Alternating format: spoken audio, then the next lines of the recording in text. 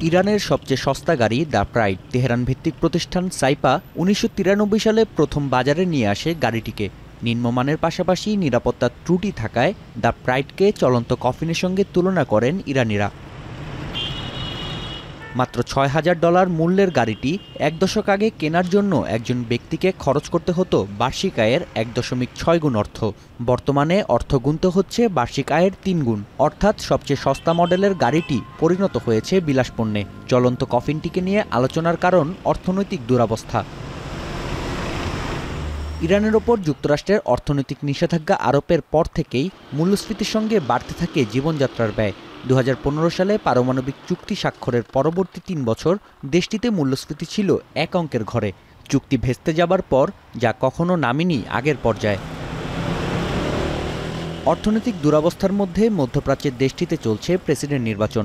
যুক্তরাষ্ট্রের সঙ্গে আলোচনার মাধ্যমে চুক্তি পুনর্বহালের অঙ্গীকার করেছেন সংস্কারপন্থী প্রার্থী মাসুদ পেজেশকিয়ান। অর্থনীতির চাকা ঘোরার আশায় প্রথম পর্বের ভোট গ্রহণে সর্বোচ্চ ১০ লাখের বেশি ভোটারের সমর্থন ছিল ৫ বারের আইন প্রণেতার প্রতি। অনেক ইরানির আশা দ্বিতীয় পর্বের ভোটেও চমক অব্যাহত রেখে প্রেসিডেন্টের আসনে বসবেন ৬৯ বছর বয়সী এই নেতা।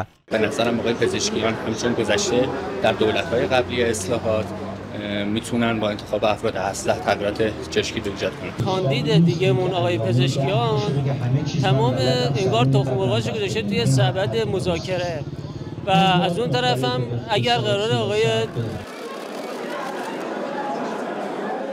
প্রথম পর্বের ভোট গ্রহণে পেজেশকিয়ান ছাড়া বাকি ৩ প্রার্থী ছিলেন রক্ষণশীল। নিকটতম প্রতিদ্বন্দ্বী জাতীয় নিরাপত্তা কাউন্সিলে সর্বোচ্চ নেতার প্রতিনিধিত্বকারী সাইদ জালিলি পান ৯০,৪০,০০০ ভোট। বাকি ২ প্রার্থীর সম্মিলিত ভোট ছিল ৩৫ লাখের বেশি। বিশ্লেষকদের ধারণা, রক্ষণশীল জনগণের ভোট যেতে পারে জালিলির ঘরে। এতে ম্লান হতে পারে পশ্চিমাদের সঙ্গে ইরানের সম্পর্ক উন্নয়নের সম্ভাবনা। নাফি আরমান মনন, এখন বিশ্ব।